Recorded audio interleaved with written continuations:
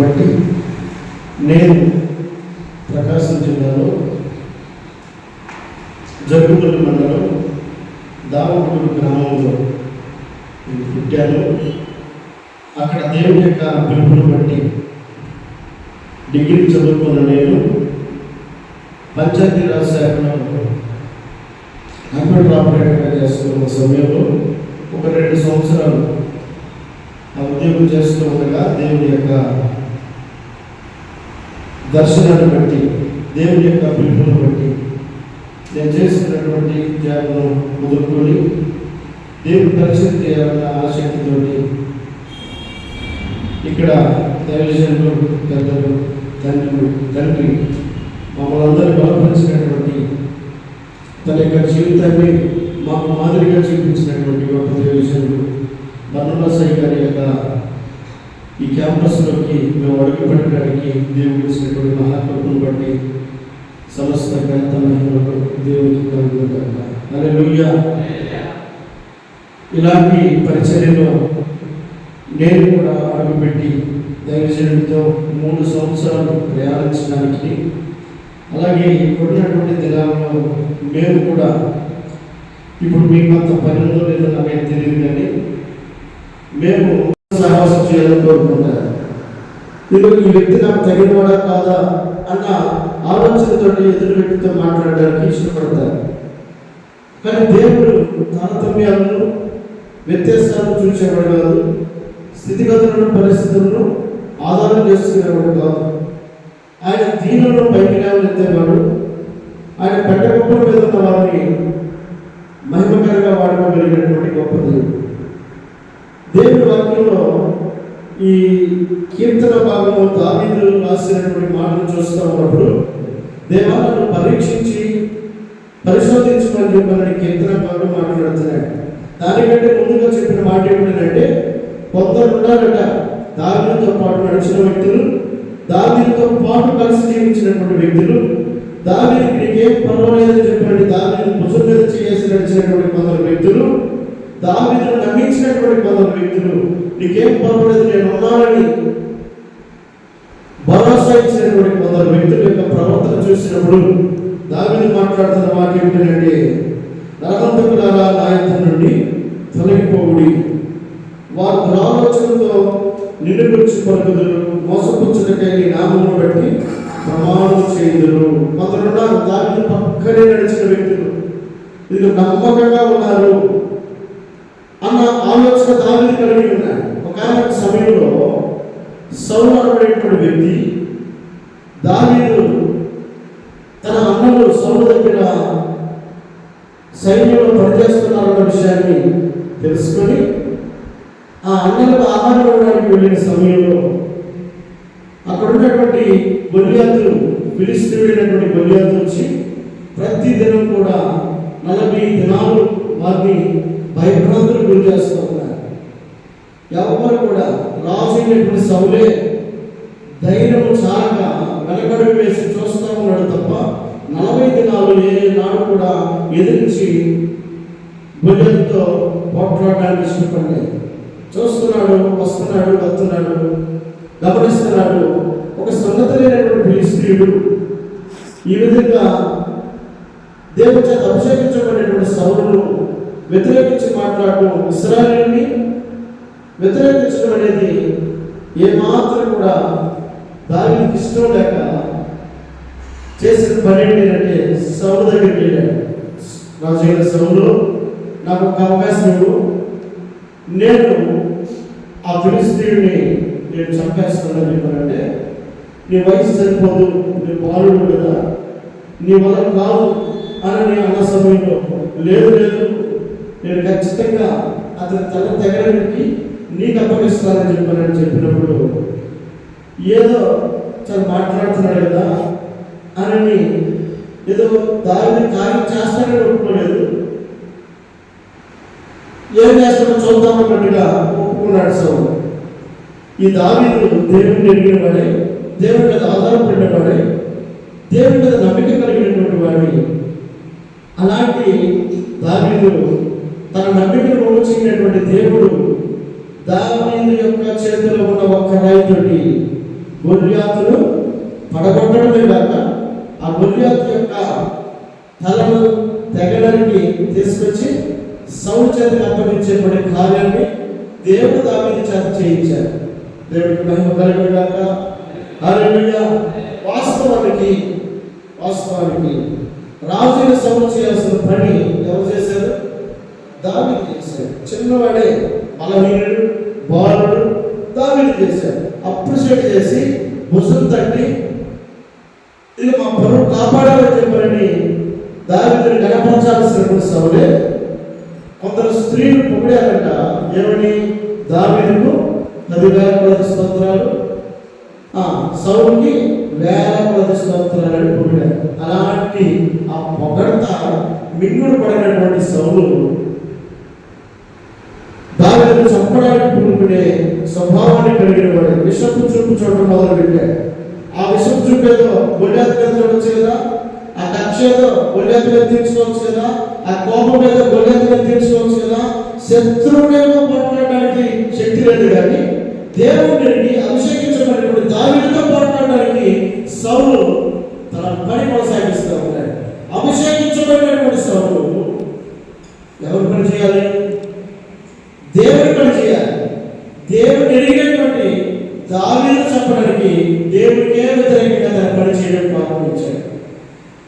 ఎంత క్రూరంగా ఉన్నాడంటే దావీదు కూర్చున్న చోట ఈటలు విసిరి తప్పించుకున్నాడు కాబట్టి తన ప్రాణం తగ్గింది, కానీ లేదంటే అక్కడే దావీదు తన ప్రాణాన్ని పోగొట్టుకున్నాడు. ఎంత కోపాన్ని పెంచుకున్నాడంటే అంత కోపాన్ని పెంచుకున్నాడు. ఇక్కడ నేను గమనించినటువంటి ఒక మాట మనం ఆలోచన చేయగలిగింది. ఇక్కడ అంటాడు, నరహంతకులారా నా ఇద్దరు నుండి తొలగిపోయి వారి దురాలోచనతో నిలుపుచి పలుకుదురు మోసపుచ్చునికై నీ నామమును బట్టి ప్రమాణము చేయదు. మొదలుంటారు, నమ్మకంగా ఉంటారు, నీకేం పర్వాలేదు అన్నట్టుగా ఉంటారు, నువ్వు నేను ఉన్నానంటారు. కానీ కొందరు మధ్యలోనే వారి యొక్క మాటను మర్చిపోయేవారుగా ఉంటారు, ఇచ్చిన మాటను మర్చిపోయిన వారుగా ఉంటారు, చేయాల్సిన సహాయాన్ని వారు చేయడానికి ఇష్టపడరు, మాట్లాడడానికి మాత్రమే పరిమితమైనట్టుగా కనపడతాయి. ఇక్కడ ఉన్నటువంటి ఈ దావీదు ఎరిగినటువంటి వ్యక్తి యొక్క స్వభావం ఎలా ఉందంటే మోసపుచ్చుటకై దేవుడి మీద ప్రమాణం చేస్తారంట. మోసపుచ్చుటకై దేవుడిని కూడా అడ్డం పెట్టుకుంటారు. చాలా మంది అంటారు, ఇక ఫస్ట్ అమ్మ మీద అంటారు, తర్వాత నాన్న మీద అంటారు, చివరికి ఏది కుదరినప్పుడు ఏమంటారు? దేవుడు తోడని చెప్పారంట. ఆయన మీద రొట్టు వేయడానికి లేదా ఆయన మీద ప్రమాణం చేయడానికి ఆయన్ని ఆధారం చేసుకుని వాళ్ళు చేసేటువంటి మోసానికి ఆయన సైతం కూడా అడ్డం పెట్టుకోవడానికి వెంటాడైనటువంటి కొందరు వ్యక్తులు దావీదుకు కనబడిన సమయంలో వాళ్ళు అనుకుంటున్నారు, ఇదిగో దావీదు తెలియదు కదా, దావీదుకి అర్థం కాదు కదా, కాబట్టి దావీదును మోసగించారు. ఇదిగో తన కుమారుడైనటువంటి అబ్షాలోము సైతము తండ్రిని ప్రేమిస్తున్నట్టుగా నటించి తర్వాత తన రాజ్యాన్ని చేజిక్కించుకోవడం కోసం తండ్రి దగ్గరికి వస్తున్న ప్రతి ఒక్కరితోటి, తండ్రితోటేమో మంచిగా ఉన్నాడు, ఇదిగో ఆ గేటు బయట చేసిన పనులని ఇప్పుడు వాళ్ళందరితో కూడా మాట్లాడాల్సినటువంటి తండ్రి మీద వ్యతిరేకత కలుగు చేయాల్సిన మాట్లాడి కూడా గేట్ అవతల మాట్లాడి తండ్రి ముందేమో ప్రేమగా ఉన్నట్టుగా నటిస్తూ వచ్చాడు. అలాంటి నటన అబ్షాలోము యొక్క చేతిలో కనబడుతూ ఉండగా దావీదు సైతం ఆ అబ్షాలోము యొక్క చేతిలో బలైపోయాడు. అంటే అబ్షాలోమును బట్టి దావీదు యూదాలోకి పారిపోలేదా? పారిపోయాడు. యూదాలో పారిపోయినటువంటి దావీదు ఇదిగో సౌలుకు మేలు చేశాడు, కానీ సౌలే దావీదును తరుగుతున్నాడు. కుమారుడు అబ్షాలోముకు మేలు చేశాడు. ఇదిగో తండ్రి రాజ్యంలో ఉన్నప్పుడు కుమారుడికి ఘనత కాదా, కుమారుడికి గౌరవం కాదా? మన తండ్రి కంటే ఒక గొప్ప స్థాయిలో ఉంటే ఆ పేరు బట్టి మనకెంత ఆనందంగా ఉంటుంది. ఇప్పుడు అబ్షాలోము చేస్తున్న పనేంటి? ఇది అధికారం నాకు కావాలనుకున్నటువంటి అబ్షాలోము ఇక తండ్రికి రావాల్సిన ఘనతను బట్టి ఈర్ష్యపడి ఏం చేశారు? తండ్రిని సైతము చంపాలను కొడుకుని అనేకులకు వ్యతిరేకంగా లేవనెత్తినటువంటి వ్యక్తిగా కనబడుతున్నాడు. ఇలాంటి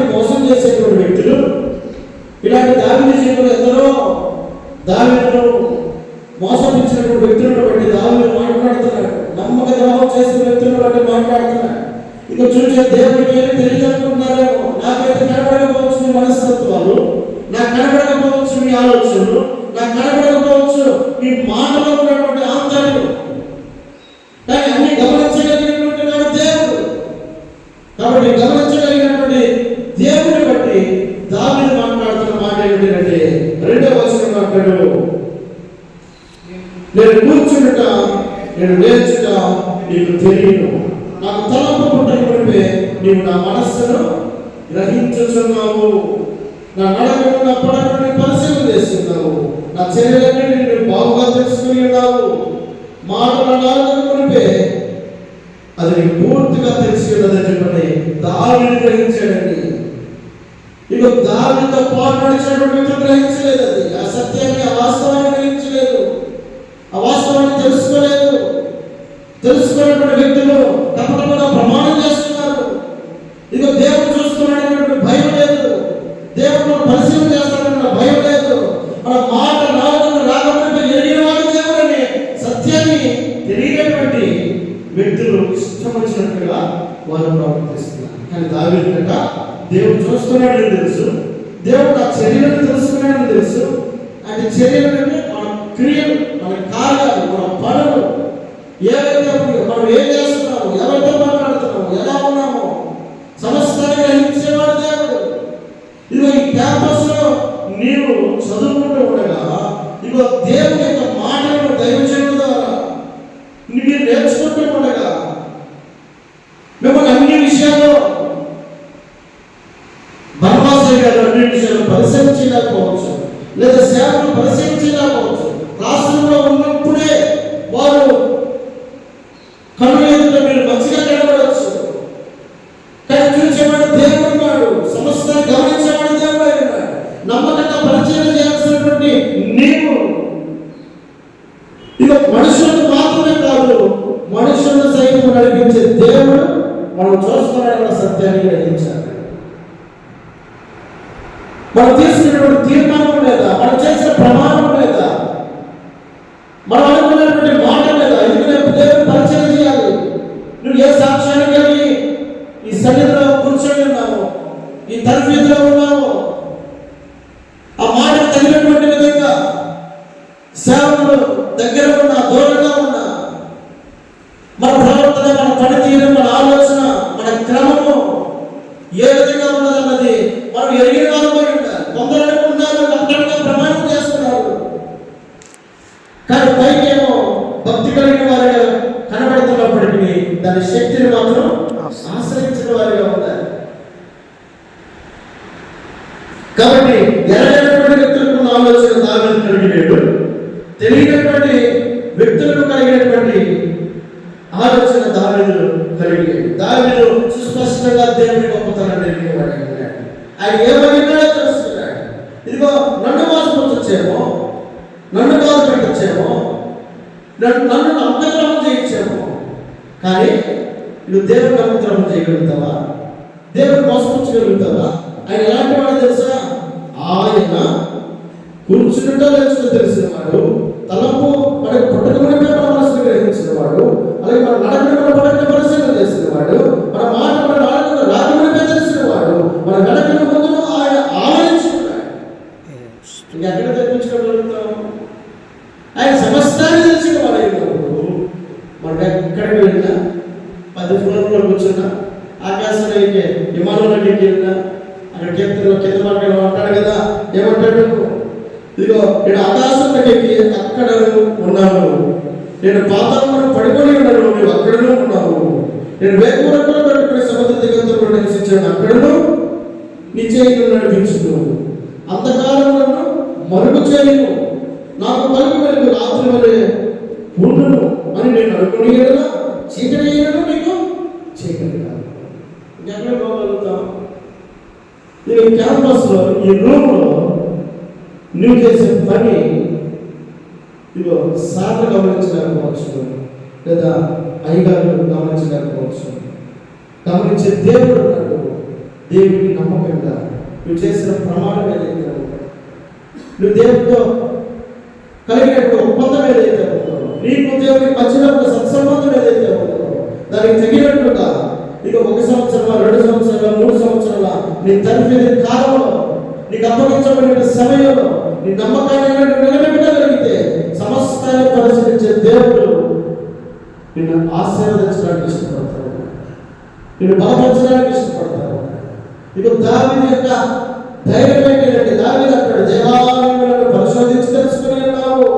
కాబట్టి ఇప్పుడు ఏమంటాడు, దేవాలను పరిశోధించి నా హృదయం తెలుసుకున్నాను, అటు పరీక్షించిన ఆలోచనలు తెలుసుకున్నాను. నీకు ఆయాసకరమైన మార్గం ఉందేమో చూడు. ఎక్కడ నడిపించాలి? నిత్య మార్గమున నడిపించాలి. మనందరి యొక్క ప్రయాణం ఎక్కడికంటే నిత్య మార్గానికి మన యొక్క ప్రయాణం. సమస్తాన్ని చూసే దేవుడికి లోబడి మనం చేసే మాటకు తగినటువంటి విధంగా మన జీవితంలో మధ్యలోనే మన సాక్ష్యాన్ని పోగొట్టుకునేవారుగా కాకుండా మనం తీసుకున్నటువంటి తీర్మానానికి తగినటువంటి ప్రయాణాన్ని కొనసాగిస్తూ గొప్ప పరిచర్యలో చూసే దేవుడికి నమ్మకంగాను నడిపిస్తున్నటువంటి దైవజనులకు, పెద్దయ్య గారికి, అందరికీ నమ్మకమైనటువంటి బిడ్డలుగా కొనసాగాలని ప్రభుత్వాన్ని తెలియపరుస్తూ నా మాటలు నేను ముగిస్తూ ఉన్నాను. సమర్పించినటువంటి బర్మాస్ అయ్య గారికి, అలాగే అయ్య గారికి కూడా నా హృదయపూర్వక తెలియపరుస్తున్నాను.